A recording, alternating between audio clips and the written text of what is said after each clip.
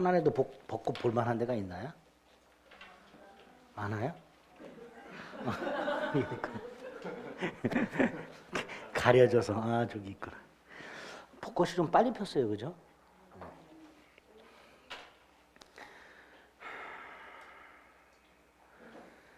진해 군항제 한번 가야 되는데 한 번도 안 가봤어요. 가볼만 하나요? 사람 버글버글 하겠죠. 올해 보니까 뭐 400만 명인가 뭐 넘게 온다는데 거기에. 야, 지금 그 볼만한 게 있나? 네. 그것도 봤어요. 뭐 요만큼 뭐 바베큐만큼에 5만 원, 뭐 해물파전 요만한 거 2만 원 해갖고 경고받고 그랬다던데, 영업 정지 받고. 그럴 때 대비해서 조금 잘해주면 다음에도 또 오고 또 할 텐데, 우리나라 사람들은 왜 이렇게 금을 낳는 닭을 배를 가를 생각을 하나 몰라. 그죠? 잘 키워서 계속 금을 턱턱 낳게 해야지. 금 낳는 거위인지 닭인지 하여튼 왜 배를 가르려고 그러는지 모르겠어요. 그죠? 이해가 안 돼. 하긴 뭐 눈앞에 이익이, 눈 머는 게 사람이니까.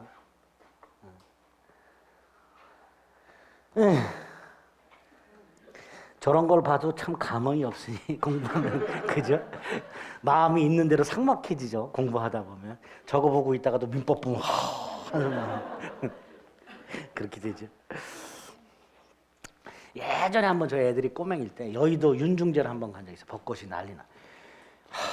벚꽃 냄새보다도 번데기 냄새 때문에 제대로 보죠. 애들도 요새 기억해요. 번데기 냄새밖에 기억이 안 난다고. 와, 사람 오지게 많은데 번데기 오지게 많아. 그 냄새가 옛날에 청계천 새로 만들어서 했을 때도 청계천 개장할 때 한번 가봤어. 역시나 번데기, 역시나 번데기. 네. 또 그런 데서 먹어야 맛있긴 했네, 그죠? 각설하고, 자, 이제 사고에 의한 연착을 보겠습니다. 아까 갑이 을에게 1월 10일 날 청약을 했고, 그게 을에게 1월 10일 날 도달을 했다. 그리고 이제 만약에 승낙 기간을 1월 20일로 정했다. 그런데 을의 승낙이 1월 21일 날 도달했다. 연착했죠. 당연히 계약은 성립하지 않고 새 청약으로 볼 수 있다 그랬었어요. 문제는 을의 승낙이 갑에게 1월 21일 날 도달을 했는데 우체국 소인을 봤더니 1월 13일로 적혀 있어요. 즉 발송을 1월 13일 날 했어요. 을이 승낙을 1월 13일 날 발송을 했는데 그게 1월 21일 날 갑에게 도달을 한 거예요. 자, 이 경우에는 연착을 하기는 했으나 충분히 20일까지 갑에게 도달할 수 있게 발송을 한 거죠. 이게 문제가 된다 말이죠. 이건 어떤 문제가 생겨요? 을의 입장에서 보세요. 을은 13일 날 승낙을 발송했어요. 연착했다는 사실을 알까요? 모를까요? 모르겠죠. 다시 말해서 을의 승낙이 연착을 했다는 건 갑만 알고 있어. 갑만. 을은 연착했다는 사실을 까맣게 모르겠죠. 다시 말해서 을은 계약이 체결됐다고 생각을 하고 있을 거란 말이죠. 그러니까 이런 경우에는 연착했다는 것을 갑이 을에게 통지를 해주도록 하고 있어요. 갑이 을에게 통지를 해주도록. 야, 네가 보낸 승낙이 연착했다라고 통지를 하거나, 또는 13일 날 을이 승낙을 발송한 걸 갑이 알고 있는데 20일까지 안 와. 그러니까 갑이 을한테 연락을 해요. 여러분들도 물건을 주문하는데 안 와. 그럼 연락하잖아요. 왜 안 오냐고. 이거를 지연 통지라고 해요. 연착을 했을 때 연착 통지를 해주거나 또는 지연 통지를 해주거나. 근데 이 지연 통지는 발신주의를 취하고 있습니다. 이렇게 연착 통지 또는 지연 통지를 발송하도록 하고 있습니다. 이거 누가 해야 되는 거예요? 청약자가. 누구한테? 승낙자한테. 만약 이걸 하지 않으면 이 을의 승낙은 연착이 아닌 걸로 봐요. 이 을의 승낙은. 연착이 아닌 걸로 보니까 계약은 성립한 걸로 보게 됩니다. 이런 걸 사고에 의한 연착이라고 합니다. 오른쪽 맨 위에 528조 2항. 연착을 했는데, 즉 승낙 통지가 기간 후에 도달했는데, 예? 연착했죠. 근데 기간 내에 도달할 수 있는 발송이었단 말이에요. 19일 날 보내가지고 21일 날 도달했다. 이건 그냥 연착이고. 근데 지금 528조 2항은 연착을 하긴 했는데 충분히 기간 내에 도달할 수 있는 발송이었단 말이죠. 이런 거 사고에 의한 연착이라 하고요. 이 경우만은 청약자가 지체 없이 연착 통지해라. 아니면 이 승낙이 2월 1월 21일 가백에 도달한 이 승낙이 가백에 도달하기 전에 지연 통지를 발송해라. 둘 중에 하나는 해라. 근데 사망 안 했어. 그럼 연착하지 않은 걸로 본다. 요거를 사고에 의한 연착이라고 합니다. 시험 문제는 당연히 요게 나옵니다. 날짜가 나오면 요게 시험 문제 나오게 됩니다. 뭘로 나올까요? 계약이 성립했냐 안 했냐 먼저 물어보겠죠. 그죠? 뭘 갖고 따지면 돼요? 갑이 통지를 했나 안 했나 가지고 판단하면 됩니다. 갑이 아무런 통지를 하지 않으면 의뢰 승낙은 연착이 아니어서 계약은 성립하는 걸로 보게 됩니다. 자, 문제는 그 다음. 오른쪽에 보면 동그라미 5번에 승낙의 효력이라고 되어 있습니다. 그 위에 있는 승낙 의무는 별거 아니에요. 계약 자유연칙이 있기 때문에 청약을 수령한 사람은 승낙 의무 없지요. 나아가 회답 의무도 없어요. 회답 의무도 없으니까 갑이 을에게 청약을 하면서 언제까지 승낙하지 않으면 언제까지 답이 없으면 회답이 없으면 승낙한 걸로 보겠다 하더라도 상대방은 개무시하면 돼요. 자, 문제가 승낙의 효력이죠. 승낙의 효력은 계약 성립이죠. 언제 성립해요? 아까 뭐라 했어요? 기간 내에 도달해야 성립한다고 그랬죠. 그러니까 원칙적으로 기간 내에 도달한 때 계약이 성립하는 거예요. 그런데 문제가 격지자 사이의 계약입니다. 531조를 보면 격지자 사이의 계약은 승낙 통지를 발송한 때 성립한다라고 되어 있어요. 여기서 격지자란 우편물을 통해서 계약하는 당사자를 생각하면 됩니다. 우편물을 통해서 마주 앉아서 전화로 계약하는 사람들 말고 우편물을 통해서 계약을 할 때는 승낙 통지를 발송한 때 계약이 성립하도록 되어 있어요. 그럼 어떤 문제가 생겨요? 보세요. 을이 승낙을 13일 날 발송을 했어요. 이게 15일 날 도달을 했어요. 기간 내에 도달했죠. 계약은 성립했죠. 언제 성립한 걸로 보면 돼요? 13일 날 성립한 걸로 보면 돼요. 그죠? 그런데 19일 날 발송을 했어요. 21일 날 도달을 했어요. 을의 입장에서는 발송 시에 이미 계약은 성립한 거죠. 근데 갑의 입장에서는 연착했으니까 계약이 성립하지 않은 게 돼버려요. 그죠? 기간 내에 도달해서 계약이 성립했다면 그때 531조를 적용해서 계약은 1월 13일 날 성립했다 그러면 되는데 문제가 연착을 했을 때 19일 날 발송을 했으니까 을은 계약이 19일 날 성립했다라고 생각을 할 거고 갑은 21일 날 받았으니까 계약은 성립하지 않았다라고 생각을 할 거란 말이죠. 그러니까 이 531조가 충돌을 해요. 계약 성립에서. 자, 여기서 우리 대법원은 이 531조를 계약이 성립했냐 안 했냐를 판단할 때 적용을 하질 않고요. 일단 계약이 성립했다는 전제에서 격지자 사이에 계약이 성립했다는 전제에서 언제 성립했는가를 판단할 때만 적용을 합니다. 그러면 다시 요건 계약이 성립했죠. 그죠? 그러니까 요걸 적용해요. 계약은 성립했고 언제 성립했다? 13일 날 성립했다. 그런데 이거는 계약이 성립했어요? 안 했어요? 안 했어요. 그럼 적용 아예 안 하는 거예요. 또 하나, 요 경우 13일 날 발송을 했어요. 21일 날 갑에게 도착을 했어요. 근데 갑이 아무런 통지를 안 했어요. 그럼 계약은 성립했죠. 이때 또 적용하는 거예요. 이때도. 그래서 우리 대법원은 531조를 두 가지 경우에 적용을 한다. 두 가지 경우. 첫째, 기간 내 발송, 기간 내 도달. 계약 성립이죠. 이때 적용합니다. 또 하나가 사고에 의한 연착인데 통지를 하지 않았어요. 그럼 계약은 성립한다고 그랬죠. 언제 성립해요? 5월 13일. 여기에 적용을 합니다. 특히 두 번째 게 시험 문제 나오죠. 이렇게 나옵니다.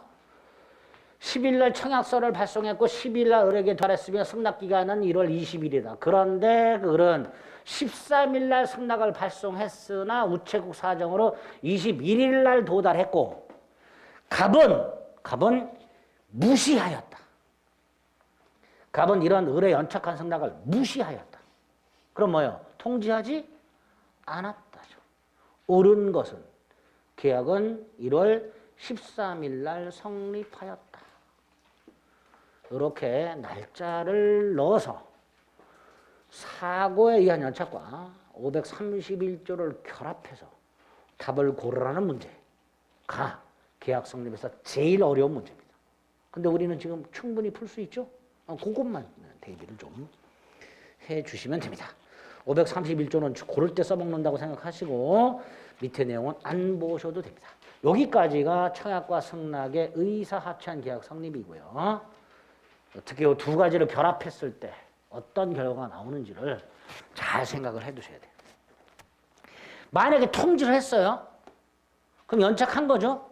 그럼 계약은 성립하지 않았다가 대비되는 거예요. 그죠? 통지를 했다면 의뢰 승낙은 연착이 된 거고 따라서 계약은 성립하지 않은 거죠. 다만 여기다가 또 몇 조를 적용할 수 있어요? 530조. 갑이 뭐라 할 수 있다? 새 청약으로 볼 수 있다. 그죠? 여기에 이제 530조가 또 적용될 수 있게 됩니다. 그 다음에 이제 356페이지를 보면 기타 방법에 의한 계약 성립이라고 지금까지 본 거는 청약과 승낙의 의사합치한 계약 성립인데 우리 민법은 승낙이 없이 계약이 성립하는 두 가지. 청약만 있고 승낙이 없는데 계약이 성립하는 두 가지를 규정하고 있습니다. 하나가 의사 실현에 의한 계약 성립이라고 조문이 나옵니다. 청약자의 의사표시나 관섭에 의해서 승낙이 필요 없을 때 승낙으로 볼 수 있는 사실이 있을 때 계약이 성립하는 것을 의사 실현에 의한 계약 성립이라고 합니다. 지하철에 앉아있는데 물건을 올려놔. 사라는 청약이죠. 그죠? 그걸 내가 뜯어서 사용하기 시작을 해. 그럼 계약은 성립한 걸로 봅니다. 두 가지를 조심하셔야 되는데 하나는 언제 계약이 성립하는가? 동그라미 2번. 승낙의 의사표시로 인정되는 사실이 있을 때 계약이 성립합니다. 청약자가 그 사실을 안 때가 아니라 물건을 무릎에 올려놓은 사람이 저 사람이 저걸 뜯었구나를 안 때가 아니라 내가 뜯었을 때 그때 계약이 성립합니다. 청약자가 그 사실을 알았든 몰랐든 승낙으로 인정되는 사실이 있는 때 계약이 성립한다. 그거 조심하시고요. 또 하나가 예금 계약이 언제 성립하는가? 자, 은행에 가서 직원에게 돈을 주면서 나 예금할래요. 이게 청약이에요. 이때 은행 직원이 돈을 받아가지고 계수기에 넣어서 확인하죠. 그때 계약이 성립합니다. 그러니까 승낙이 없이도 돈을 확인한 때 계약이 성립하니까 의사 실현에 의한 계약 성립이 됩니다. 그래서 의사 실현의 계약 성립은 두 가지. 조문은 당연히 기억하셔야 되고요. 언제 계약이 성립하는가? 그 사실이 있을 때. 또 하나 예금 계약의 성립 시기. 두 가지만 기억하시면 됩니다. 또 하나가 533조 교차 청약이라고 갑과 을이 서로 청약을 했어요. 근데 내용이 일치해. 그럼 양 청약만으로 계약이 성립합니다. 그죠? 그걸 교차 청약에 의한 계약 성립이라 하는데 이건 하나만 기억하시면 돼요. 언제 성립하는가? 양 청약이 모두 도달한 때. 먼저 한 청약이 도달한 때 또는 나중에 한 청약이 도달한 때가 아니라 양 청약이 도달한 때. 양 청약이 동시에 도달하지 않을 거 아니에요. 그죠? 그러니까 나중에 도달한 청약이 있을 때 이렇게 되겠죠. 나중에 청약이 도달한 때가 아니라 나중에 도달한 청약이 있을 때 그때 계약이 성립합니다. 정확하게 기억하셔야 돼요. 갑이 먼저 청약을 했고 을이 나중에 청약을 했는데 이 나중 청약이 먼저 도달할 수도 있잖아요. 그러니까 나중의 청약이 도달한 때가 아니고요. 나중에 도달한 청약이 있을 때. 생각해 보시면 그걸 그냥 어렵게 하지 않고 양청약이 모두 도달한대. 그때 계약이 성립한다는 거 기억하시면 되겠습니다. 자, 여기까지가 계약이 성립이에요. 자, 계약이 성립했어요. 그 다음에 아까 뭘 봤죠? 계약은 성립이 됐는데 계약의 목적 달성이 원시적 불능이야. 각과 을 사이에 1월 10일 날 주택을 매매를 했어. 계약을 했어. 계약이 성립이 됐어. 그런데 이 주택이 1월 9일 날 이미 멸실이 됐어. 이런 걸 원시적 불능이라고 하죠. 계약의 목적 달성이 원시적 불능이니까 계약은 성립했으나 계약은 뭐가 돼요? 무효죠.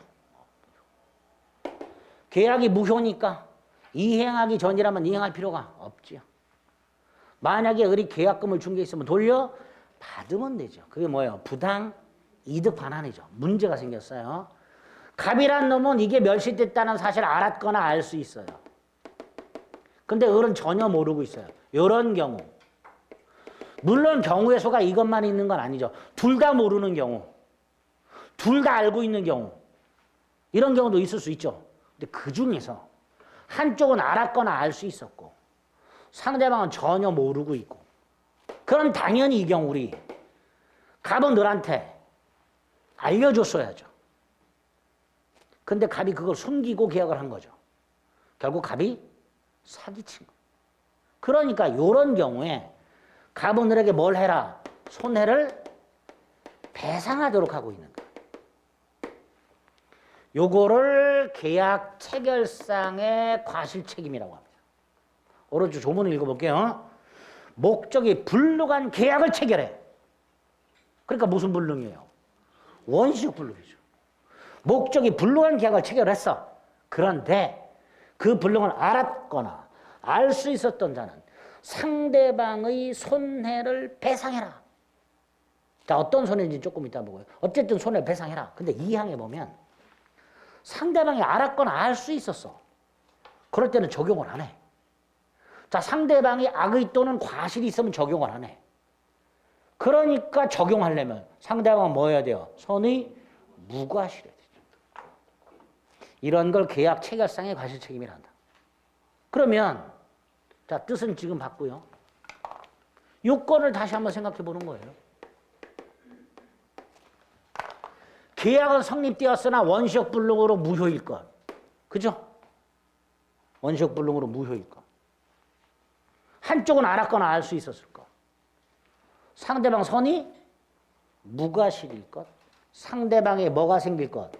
손해가 생길 것. 이게 요건이 되는 거예요. 그 요건 중에서 특히 요건은 꼭 기억해 두세요. 상대방은 선의만 갖고는 부족하고 선의 무과실이어야 됩니다. 전혀 몰라야 돼요, 상대방. 자, 이게 요건이 되는 거고요. 효과는 손해를 배상해야 되잖아요. 자, 그런데 이 계약과 관련된 손해가 두 종류가 있어요. 하나가 실내 이익 또는 실내 손해가 있고요. 하나는 이행 이익 또는 이행 손해가 있어요. 근데 이 실내 이익은 실내 손해라고도 잘 하는데 이행 이익은 그냥 이행 이익이라고만 말을 합니다. 이행 손해란 말은 잘 안 해요. 계약을 둘러싼 손해배상이 두 종류가 있어요. 실내이익 실내배상이 있고요. 실내손해가 있고 이행이익 배상이 있는데 실내손해는요. 쉽게 생각하면 돼요. 이미 발생한 손해예요. 예를 들어서 우리 갑하고 계약을 체결하려고 하루 날렸어요. 일당을 못 받았어.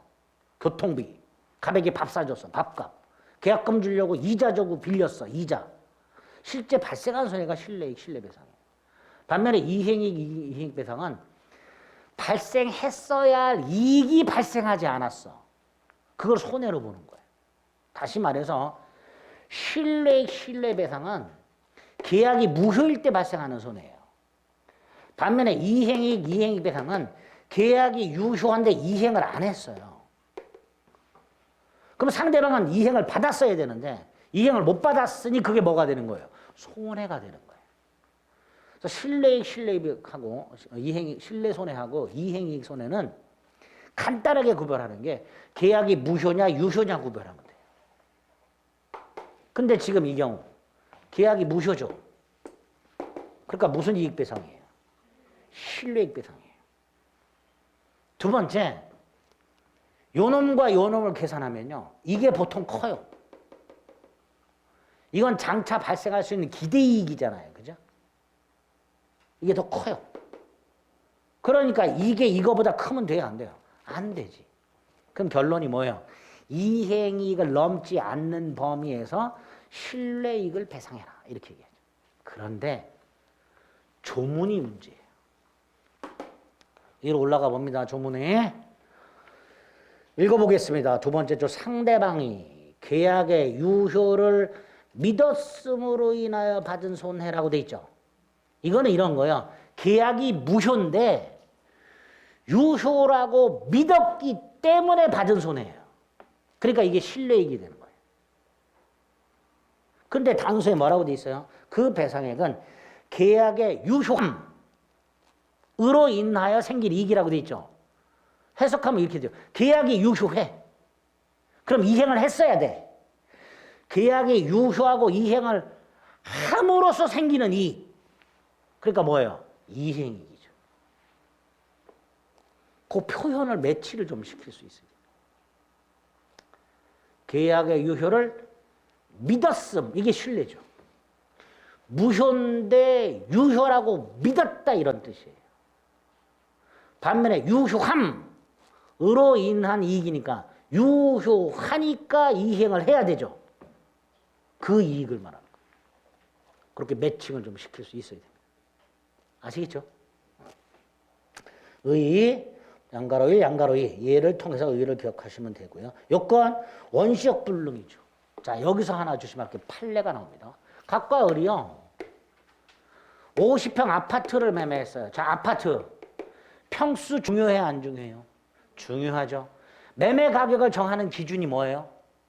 평수죠. 면적이죠. 가장 중요한 기준이 면적이잖아. 근데 이렇게 수량이나 면적이 가격을 정하는 가장 중요한 요소를 수량 지정 매매라고 해요. 무슨 매매? 수량 지정 매매. 그런데 이게 수량이 부족해. 나중에 을이 50평 값을 주고 아파트를 샀는데 생각보다 좁아. 청약을 했더니 40평밖에 안 돼. 그러면 계약 체결 당시부터 10평은 불능한 거죠. 그죠? 원시적 일부 불능이 되는 거죠. 근데 원시적 일부 불능은 137조에 의하면 전부 불능이잖아요. 전부 불능이면 전부 무효잖아. 그러니까 결국 원시적 전부 무효가 되니까 계약 체결상의 과실 책임을 적용할 수 있게 됩니다. 그죠? 을에게 손해가 생기면 계약 체결상의 과실 책임을 적용할 수 있어. 그런데 이런 경우에는 민법에 따로 담보 책임이라는 게 있어요. 무슨 책임? 담보 책임. 계약 체결상의 과실 책임 말고 담보 책임이라는 게 있습니다. 그리고 담보 책임이 적용이 되려면 계약은 일단 유효해요. 그러니까 이런 경우에는 계약 전체를 무효라고 전제하는 계약 체결상의 과실 책임을 적용할 수가 없지요. 그죠? 최근에 나온 적 있죠. 다음 점 계약 체결상의 과실 책임이 적용되는 것은 뭘 고르면 돼요? 원시적 불능. 그리고 뭘 제외해야 돼? 이거 제외해야 되죠. 그죠? 수량 지정 매매에서 수량이 부족한 거는 담보 책임의 문제로 해결하기 때문에 계약 체결상의 과실 책임을 적용할 여지가 없게 됩니다. 판례 하나 기억을 좀 해 주셔야 됩니다. 요건 받고 효과 봤어요. 그 다음에 이제 4번에 가면 다음 페이지 적용 범위가 나오는데 지금 우리 민법은 계약 체결상의 과실 책임을 원시적 전부 불능에 적용하고 있죠. 그죠? 근데 이런 경우는 어떻게 하냐 말이에요. 각과 을이 계약을 교섭하는 중이에요. 갑이 백화점 옷가게 가서 옷을 입어보고 있어요. 그게 계약 교섭이에요. 옷을 입어본다는 게 뭐예요? 살지 말지 교섭하는 거예요. 그죠? 그런데 입어보다가 그냥 가. 다음에 올게요. 그게 뭐예요? 계약, 체결, 거부죠. 그죠? 옷을 입어보는 건 계약 교섭이고 한참 입어보다가 다음에 올게요. 그러면 계약 체결 거부예요. 할 수 있어요, 없어요? 얼마든지 할 수 있죠. 계약 자유원칙상. 그런데 이게 부당할 때 문제가 돼요. 계약 교섭 중 계약 체결을 부당하게 거부고 이거를 교섭 부당 파기라고도 해요. 교섭을 싹 빼고 부당 파기라고도 합니다. 계약을 교섭하다가 아직 계약은 안 했어요. 계약 체결을 거부할 수 있습니다. 근데 그 거부가 부당할 때 문제가 생겨요. 갑이 옷을 입어보다가 기장을 줄여오라 그랬어요. 입어보다가 접어서 입어보면 될 거를 줄여오라 그랬어요. 그럼 우리는 무슨 생각을 할까요? 사는구나. 얼른 줄여오겠죠. 입어보더니 그냥 가. 이런 경우. 이걸 판례가 이렇게 말을 합니다. 갑이 을에게 계약이 체결될 거라는 옷을 살 거라는 믿음을 줬어. 어떻게? 줄여와라. 그래서 을이 그 믿음에 따라 행동을 했어. 줄여왔어. 그런데 갑이 정당한 이유 없이 안 사. 이런 걸 뭐라 한다? 부당파기. 이런 경우에 첫째, 이 바지를 꼭 사야 되는가? 안 사도 됩니다. 즉 계약자유원칙상 계약 체결을 강요할 수는 없어요. 문제는 이 바지 더 이상 못 팔잖아요. 손해가 생겼죠. 당연히 손해를 배상해야 될 텐데 규정이 없어요.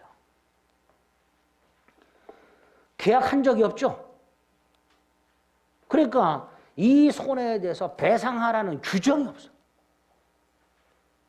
그래서 학자들이 이걸 적용하자. 계약 체결상의 과실책임을 확대해서 적용하자. 이렇게 주장을 합니다. 그게 4번의 양가로 2번이에요. 그런데 여기서 우리 대법원은 535조는 분명히 목적이 불능한 계약을 체결한 때라고 해서 계약을 체결했다는 걸 전제로 원시적 불능에만 적용하도록 되어 있지 않냐. 따라서 여기에 적용 못한다. 대신 우리 대법원은 을이 부당하게 계약 체결을 거부한 건 불법행위다. 무슨 행위? 불법행위. 불법행위 손해배상 책임을 져라. 계약 체결상의 과실책임이 아니라 불법행위 손해배상 책임을 져라. 근데 문제가 심각한 게 불법행위 책임, 우리 그냥 술 먹고 사람 두드려 팬 거 생각하시면 돼요. 자, 이 불법행위로 인한 소재는 가행위가 있을 거 아니에요. 그 행위로 인한 손해, 치료비 같은 거 이런 거. 두 번째, 정신적 손해, 위자료. 이 두 가지가 손해배상이에요. 다시 한번, 불법행위 손해배상은 가해행위 때문에 발생한 손해, 앤드 위자료, 정신적 손해. 이 두 가지가 손해배상이에요. 그러면 갑이 을에 발생한 손해에 대해서 불법행위 책임을 지라 그랬으니까 가해행위로 인한 손해하고 정신적 손해 두 가지를 청구해야 되잖아요. 그죠? 이 첫 번째가 문제. 가해행위가 있어요? 갑이 을에게 위법한 가해행위가 있어요, 없어요? 두드려 팼어요? 을이 넘어졌어? 얼굴이 깨졌어? 이 손해배상을 청구를 못해요. 그래서 우리 대법원이 이 첫 번째 손해배상에 대해서 뭐라고 얘기하냐면 을은 계약이 체결될 것이라고 믿었죠. 그 믿었기 때문에 발생한 손해, 이거 배상해라 그래요. 그런데 이건 무슨 배상의 내용이에요?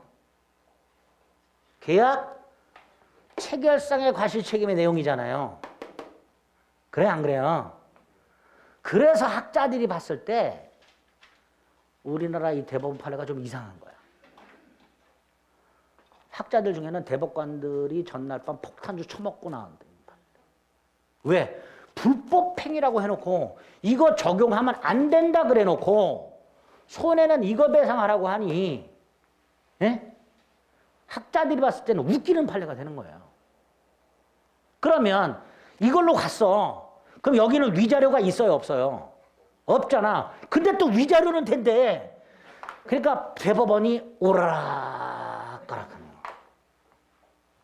그래서 시험에 요 판례만 가지고 지문을 5개 내서 출제한 적도 있어요. 요걸 가지고. 그러니까 요거를 굉장히 특거워하는 학자가 딱 출제원으로 들어가면 요것만 갖고도 시험 돼요. 법을 전공하지 않은 사람들은 이 판례가 왜 이상한 판례인지 잘 몰라요. 설명하기도 어렵고. 근데 딱 보면 이상해. 이거 안 된다 그랬으면 안 돼야 되잖아. 안 된다 그래놓고 이걸 배상하래. 그럼 거기서 끝나면 돼. 위자료 없어요, 여기는. 근데 또 위자료는 됐네. 이것도 불법행위야. 그죠? 읽어볼게요. 358페이지 밑에. 계약교섭정 계약체결 부당거부 1번, 2번이 있고 계약체결을 강제할 수는 없다. 손해를 폈다면 불법행위를 구성한다. 판례 1번. 그런데 계약이 유효하게 체결된다고 믿었던 것에 의하여 입었던 손해, 즉 신뢰 손해에 한정한다. 이것도 이상해. 신뢰 손해 한정한다고 돼 있죠. 그럼 그걸로 끝나야 되잖아. 근데 아까 뭐랬어요? 마지막 줄. 성실적 손해배상은 따로 청구. 그죠? 거기다가 요 손해에 포함되는 것과 포함되지 않는 것까지 우리 대법원이 포함되는 거, 계약 준비 비용, 계약 이행 비용. 아까 바지 밑단 잘라왔다 그랬죠? 그런 거. 밑단 수선비 같은 거. 계약 준비 비용. 이 사람하고 교섭하느라고 3시간 진을 뺐어. 그럼 인건비 있겠지, 그런 거. 근데 이거는 안 돼. 견적서, 제안서 작성 비용. 왜? 견적서나 제안서를 작성할 때 나하고 계약이 체결될 것이라는 믿음이 있어요, 없어요?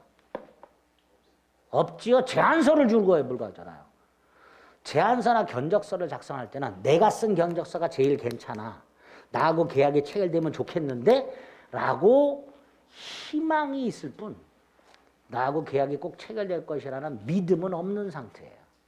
그러니까 제안서, 견적서 작성 비용은 손해배상에서 제외됩니다. 자, 아까 요거 하나 갖고 문제를 냈다 그랬죠? 그때 답이 이거였어요. 이것도 손해배상에 포함된다. 이렇게. 이건 포함되지 않습니다. 계약 준비 비용이나 계약 이행 비용은 포함이 되지만 준비 비용은 어디 있어요? 왼쪽 밑에서 3번째 줄 계약 준비 비용 있죠? 그죠? 근데 4번째 줄 제안서나 견적서 작성 비용은 포함되지 않는다고 되어 있죠. 이행 비용은 어디 있어요? 오른쪽. 위에서 5번째 줄 이행을 위하여 지출한 비용. 그렇게 딱딱 기억해 두시면 됩니다. 이게 부당 거부의 문제다. 자, 여기까지가 이제 계약의 성립을 둘러싸고 발생할 수 있는 문제들. 계약 성립의 모습과 원시적 불능의 손해배상 책임, 그 계약 체결상의 과실 책임의 확대 적용과 관련된 부당 거부의 문제, 이런 것들에 대한 대법원 판례, 이런 것들을 확인하시면 됩니다. 자, 그 다음에 이제 오른쪽에 봤더니 계약의 효력 중에서 쌍모 계약의 효력이라고 나와 있어요. 자, 쌍모 계약이란 건 매매처럼 계약을 체결했을 때 양당사자에게 채무가 생기죠. 가본 재산권을 이전해 줘야 되고 매수인은 대금을 지급해야 됩니다. 이때 재산권 이전 채무와 대금 지급 채무는 이행상 결련성이라고 어렵게 생각하지 마세요. 네가 하니까 나도 한다. 다시 말해서 대가적이라고 말을 해요. 갑이 을에게 재산권을 넘겨주기 때문에 을은 대금을 지급하는 거죠. 을이 대금을 지급하니까 갑은 재산권을 넘겨주는 거죠. 이렇게 네가 하기 때문에 나도 한다를 이행상 결련성 또는 대가적이다라고 말을 해요. 이 이행상 결련성 대가적 때문에 이런 성질 때문에 쌍모계약상 양당사자의 채무는 공평하게 어떻게 이행이 돼야 돼? 동시. 이게 쌍모계약의 특징 중에 하나가 됩니다. 쌍모계약을 체결하면 양당사자에게 대가적 채무가 생기고 이 대가적 채무는 이행상 결렬성이 있기 때문에, 즉 네가 하니까 나도 한다라는 관계가 있기 때문에 네가 하지 않으면 나도 못해. 이런 관계가 성립할 수 있죠. 그것 때문에 만들어진 게 뭐다? 동시 이행의 항변권. 항변이란 건 쉽게 생각하세요. 거절한다. 항변 이퀄 거절 이렇게 생각하시면 돼요. 의의를 잠깐 먼저 볼게요. 동시 이행 항변권이란 쌍무계약에 있어서 당사자 일방은 상대방이 이행할 때까지 자기 채무 이행을 거절할 수 있는 권리를 말한다. 네가 재산권 넘겨줄 때까지 돈을 못 주겠다. 네가 대금을 지급할 때까지 물건 못 주겠다. 이런 걸 뭐라 한다? 동시 이행의 항변권이라 합니다. 위에 536조 1항 쌍무계약의 당사자 일방은 상대방이 이행을 제공할 때까지 자기 채무 이행을 거절할 수 있다. 이게 동시 이행의 항변권이 되는 거예요. 여기서 동시 이행의 항변권이 성립하려면 어떤 요건이 필요할까? 동시 이행의 항변권을 행사하려면 어떤 요건이 필요할까? 학자들이 연구를 해서 밝혀놨어요. 3가지 요건이 필요하다. 첫째, 동일한 쌍무계약을 통하여, 즉 하나의 쌍무계약을 통하여 대가적 채무가 있을 것. 그러면 보세요. 각과 을이요. 임야 매매 계약을 했어요. 1억에.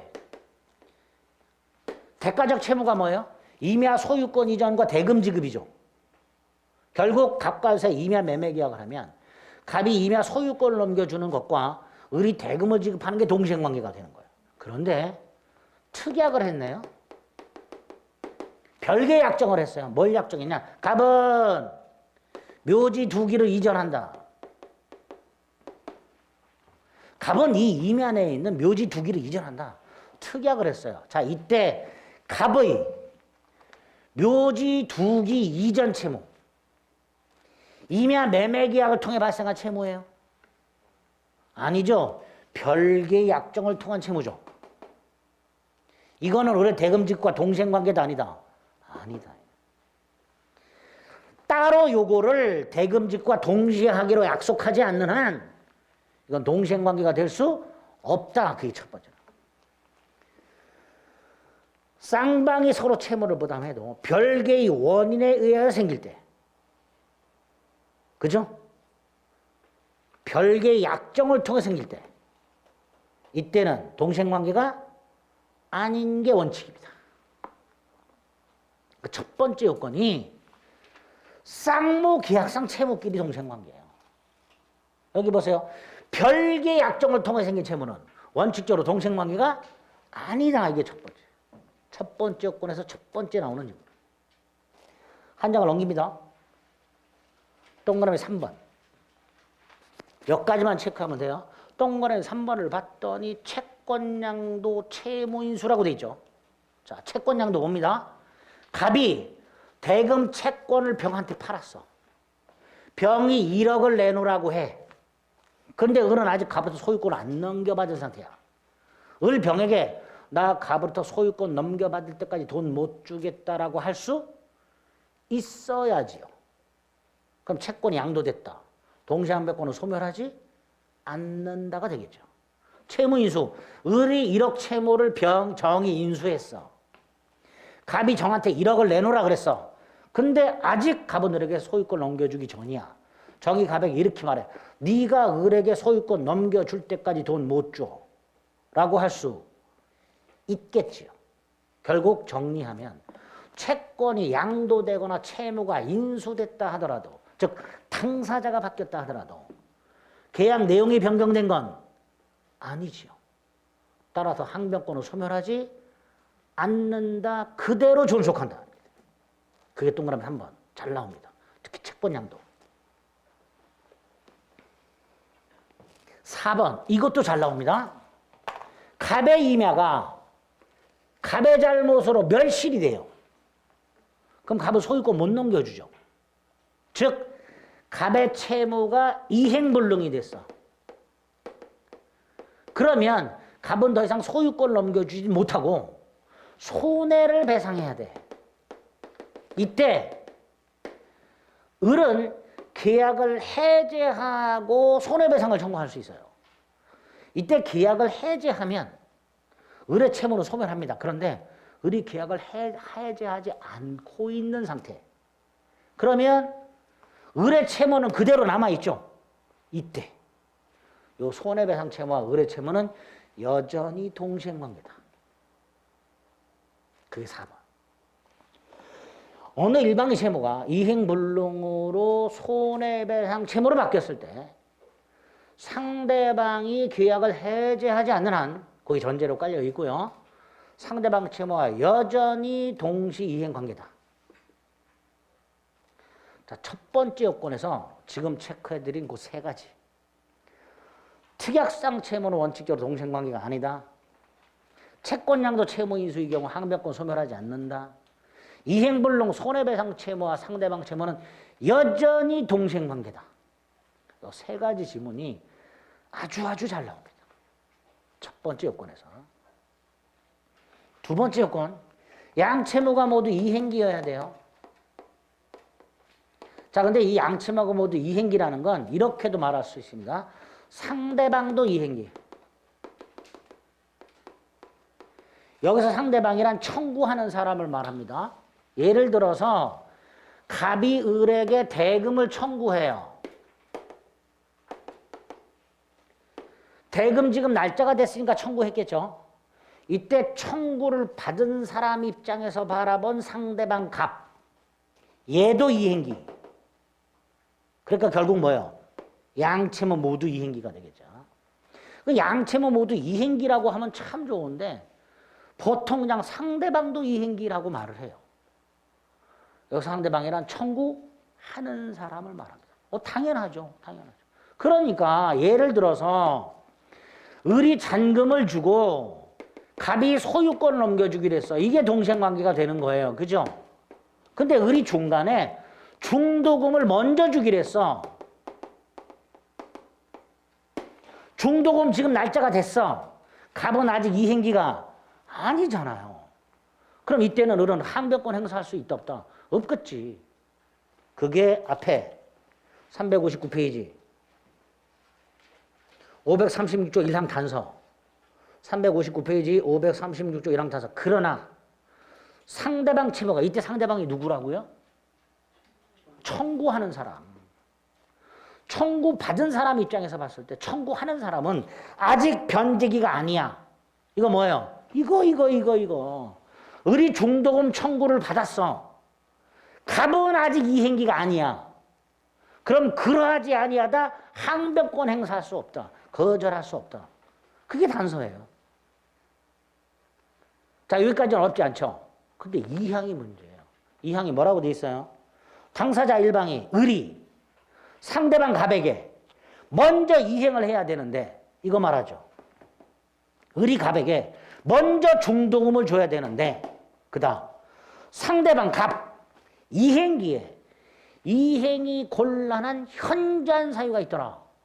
을이 아파트를 분양받았고 중도금을 지급해야 될 날짜가 됐는데 분양회사가 부도가 났더라. 그럼 얘는 이행기에 이행할 수가 없을 거 아니에요. 뭐라고 돼 있어요? 전항 본문과 같다. 일항 본문이 뭐예요? 거절할 수 있다. 거절할 수 있다. 요거를 불안의 항변권 이렇게 부릅니다. 불안의 항변권. 자, 넘겨봅니다. 두 번째 요건 양가로 2번 상대방 채무가 변제기 있을 것, 즉 양채무가 모두 이행기 있을 것. 원칙 따라서 중도금지까지 선 이행의자는 항변권이 없다. 예외 기억 불안의 항변권. 관련 판례 1번 아파트를 분양받은 사람은 분양회사의 신용불량 등을 이유로 먼저 이행을 해야 될 중도금 지급을 뭐 할 수 있다? 거절할 수 있다. 그죠? 이게 불안의 항변권이 되는 거예요. 그런데 우리 대법원이 예외를 하나 더 인정하고 있더라. 오른쪽 위에 니은. 자, 을이 중도금을 지급할 날짜가 됐어요. 건설회사가 튼튼해. 그럼 지급해야 되잖아. 근데 을이 지급을 못해. 해야 되는데 부당하게 못해. 그게 뭐예요? 지체.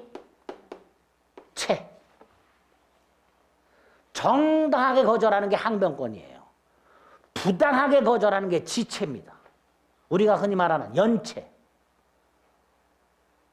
그런데 선이행 의무를 지체하던 중 잔금 지급끼리 도래함으로써 상대방 이행기가 도래하게 되면 원래 동생과했던 잔금뿐만 아니라 선이행 의무였던 중도금도 뭐가 생긴다? 항변권이 생긴다. 그게 니은.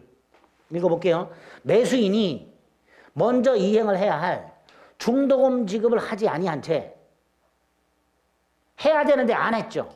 지체하던 중에 잔금 지급끼리 경과하면 매수인의 중도금 플러스 중도금 지급일 다음 날부터 언제까지? 잔금 지급일까지 연체이자 플러스 잔금. 이게 매도인의 소유권과 뭐가 된다? 동시 이행관계가 된다. 즉 중도금 지급일 다음 날부터는 잔금 지급일 다음 날부터는 중도금에 대해서 연체이자가 붙는다, 안 붙는다? 안 붙는다. 그죠?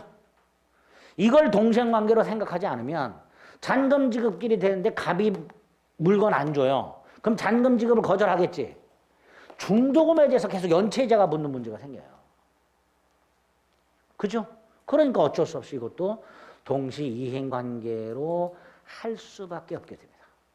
그래서 두 번째 요건과 관련해서 중도금 지급 같은 선이행 의무의 경우 항변권이 원래는 없는데 두 가지 경우에 예외적으로 있다. 불안의 항변권하고 선이행 의무 중도금 지급 지체 중 잔금 지급일 도래한 경우, 상대방 이행기가 도래한 경우, 두 가지 경우에는 선이행 의무로 하더라도 항변권이 있다. 이렇게 되겠죠.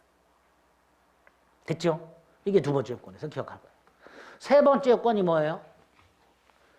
이행기가 됐어요. 잔금 지급일이 됐는데 갑이 자신은 이행을 하지 않은 채 청구해야지. 그죠? 갑이 소유권을 안 넘겨주면서 청구를 해야 거절할 수 있는 거죠. 그죠? 이거 정당한 거죠? 갑이 이행을 하지 않은 채 청구해야 거절할 수 있는 거예요. 그런데 만약에 갑이 소유권에 관련된 서류를 넘겨주면서 대금을 청구해요. 그럼 을은 거절할 수 있다 없다? 없죠?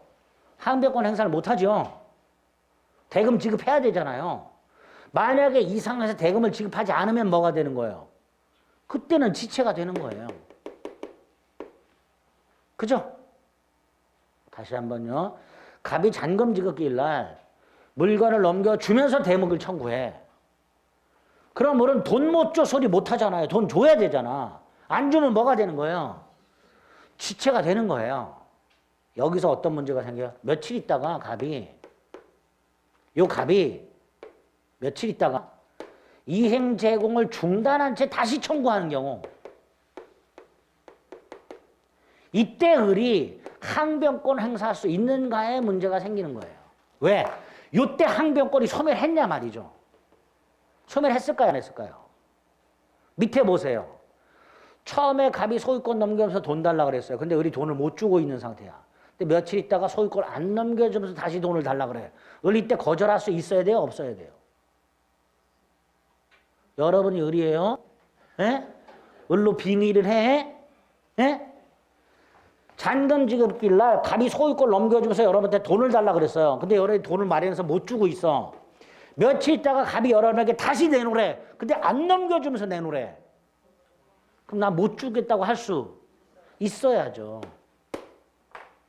따라서 어느 일방이 이행 제공을 통해서 을이 지체에 빠졌다 하더라도 항변권 자체가 소멸하는 것은 아니다 말이죠. 항변권 행사할 수 없다이지 항변권 자체가 소멸한다고 볼 수는 없다. 이런 경우 때문에 그게 세 번째 요건에서 양가로 3번을 보세요. 오른쪽. 상대방이 자신 채무를 이행 또는 이행 제공하면서 청구한 경우, 즉 갑이 청구했을 때 을은 항변권이 인정되지 않는다. 그런데 갑이 먼저 한번 이행 제공을 해서 을이 지체에 빠졌다 하더라도 을이 갖고 있었던 항변권이 소멸하는 것은 아니다. 항변권 자체가 소멸하는 것은 아니다. 요게 문장이 그대로 출제가 돼요. 근데 수험생분들이 이게 무슨 상황인지 모르니까 이게 무슨 말인지를 몰라서 무슨 말인지를 모르면 O인지 X인지를 모르잖아. 이렇게 출제를 하는 거예요. 이게 세 번째 요건에서 기억하실 겁니다. 이렇게 세 가지 요건을 충족하면 동일한 하나의 쌍목이와 쌍택가적 채무가 발생할 것, 양 채무가 모두 이행기 있을 것, 어느 일방이 이행을 제공하지 않은 채 청구할 것.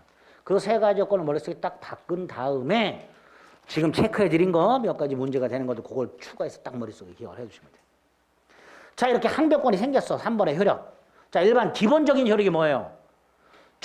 항변권이 있다면 정당하게 거절하는 거죠. 언제까지 거절하는 거예요? 네가 할 때까지 연기하는 거죠. 이걸 연기적 항변권이라고 합니다.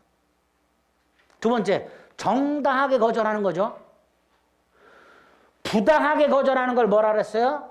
지체. 근데 항변권은 정당하게 거절하는 거죠. 뭐라고 얘기할 수 있어요? 지체 책임을 지지 않는다. 대금지급 같은 경우 연체이자가 붙는다 안 붙는다? 안 붙는다. 기본적인 효과 동그라미 1, 2, 3. 4번, 5번은 지금 보지 마시고요. 한 장을 넘겨봅니다. 소송상 효력이라는 게 있어요. 자, 이건 뭐냐? 갑이요. 을에게, 여기 보세요. 갑이 을에게 소유권 안 넘겨주면서 대금지급 청구 소송을 제기했어요. 법원은 을에게 물어볼 겁니다. 너 왜 돈 안 주냐고. 을은 뭐라 그래야 돼요? 갑이 소유권 안 넘겨주기 때문에 돈 안 주고 있습니다라고 주장해야 되겠죠. 근데 만약에 을이 말을 안 하고 가만히 있으면 법원은 을이 왜 돈을 안 주는지 알아요? 몰라요? 모르죠. 그러니까 주장해야 돼요. 주장해야 판단해 준단 말이죠. 을이 주장을 하지 않으면 법원 입장에서는 을이 도대체 왜 돈을 안 주고 있는지 알 길이 없어요. 주장해야 판단한단 말이죠. 두 번째, 주장했어요. 법원이 이 주장을 받아줍니다. 이걸 인용이라고 해요. 그럼 당연히 소송을 제기한 원고를 패소시켜야 되잖아요. 근데 원고를 패소시키지 않습니다. 법원은 이렇게 판결합니다. 을한테. 을 너는 갑으로부터 소유권을 넘겨받는 것과 상환하여 대금을 지급하라. 이렇게 판결을 해요. 이걸 상환 이행 판결, 상환 급부 판결이라고 하고요. 보세요. 갑은 대금 지급 청구 소송을 했죠. 대금을 지급하라고 판결해 나왔죠. 원고가 승소했죠. 근데 전부 승소한 건 아니죠. 원고에게도 뭐 하라고 단서를 붙였죠. 소유권 넘겨주는 것과 상환해서 대금을 지급하라. 이거를 원고 일부 승소 판결이라고 합니다. 그래서 소송상 효력 두 가지, 주장해야 판단한다는 거 하고요. 법원은 무슨 판결한다고요? 원고 일부 승소 판결, 상환 이행 판결한다는 거. 자, 동시 이행의 항변권 문제에서 첫 번째로 나오는 내용이 지금 말씀드린 거예요. 다음 점 동시 이행의 항변권에 관련된 설명이다. 옳은 것은 틀린 것은 하게 되면 지금 말씀드렸던 요건과 효과, 지금 기본적인 효과, 여기서 지문이 쭉 나와요.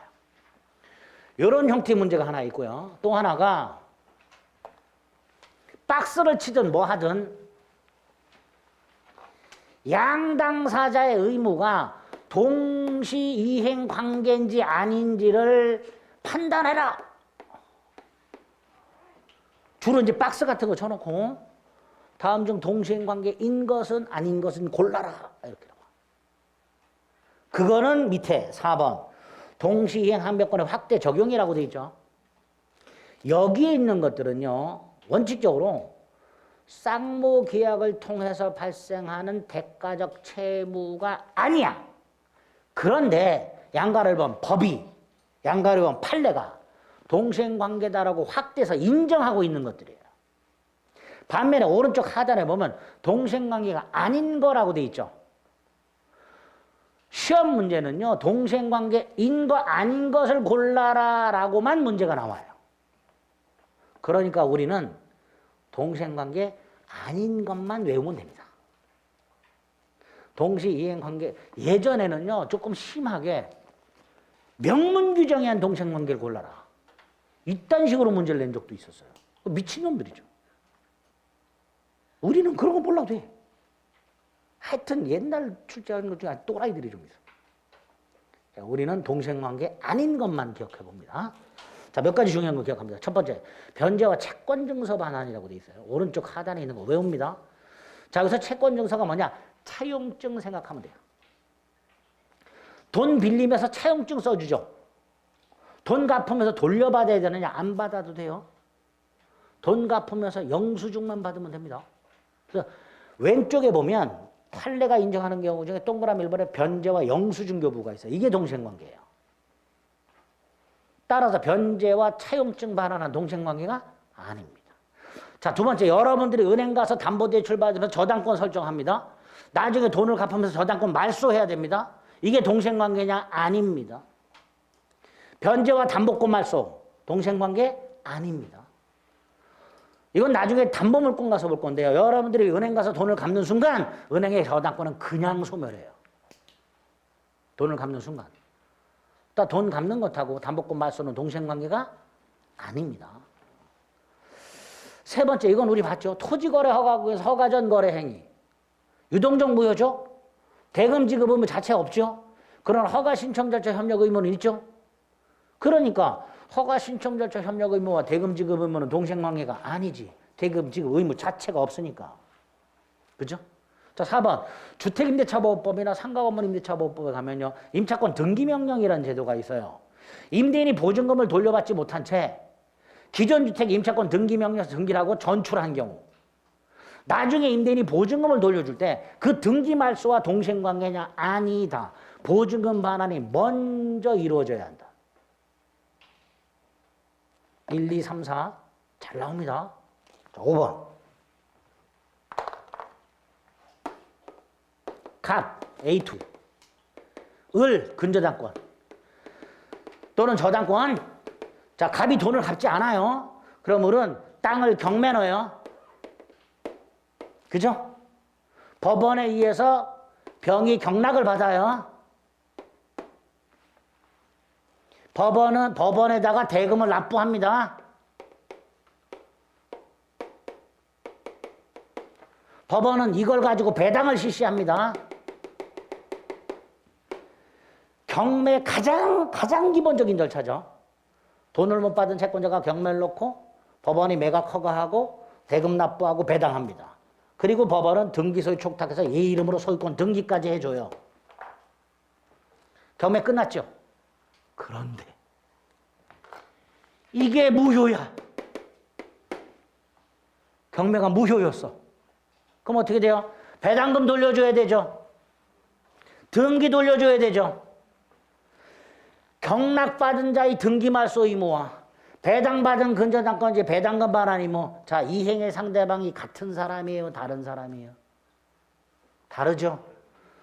얘는 얘한테 반환해야 되죠. 얘는 등기 이렇게 돌려줘야 되죠. 동생관계가 아니다. 그게 5번. 근저당권 실행 경매가 무효일 때 낙찰자의 채무자에 대한 등기 말소 의무와 근저당권자인 낙찰자에 대한 배당금 반환 의무는 이행의 상대방이 다르다. 따라서 동생관계가 아니다. 5개. 일단 5개. 동생관계 아닌 거 달달달달 외워주세요. 나머지 6번하고 7번은 다음 순환에. 나중에 상가건물 권리금 회수 방해 봐야 되고요. 6번하고 7번은 이제 최근에 등장한 건데, 일단 전통적으로 잘 나왔던 거 1번부터 5번까지 동생관계 아닌 거, 이번 순환에 아예 달달달달 암기를 해주세요. 하실 수 있죠? 50개도 아니고 500개도 아니고 5개인데. 자꾸 보다 보면 외워진다니까. 그래서 오늘 취소 건소멸과 부관받고 계약법으로 건너뛰어서 계약 총론 중에 쌍무계약 효력 중에서 동시 이행의 항변권까지 살펴봤습니다. 이제 다음 주에 총론 마지막 나머지 보고 매매 보고 이런 식으로 해서 계약법은 한 2주 반? 이 정도면 충분히 내용 전부를 처리할 수 있으니까 민법 총칙보다 쉽잖아요. 안 쉬워요? 쉽다고 생각하고 자꾸 자기 최면을 걸으라니까 쉽다 이렇게 집에 가서 자꾸 복습해 주셔야 됩니다. 아시겠죠? 오늘 여기까지 하겠습니다. 수고하셨습니다.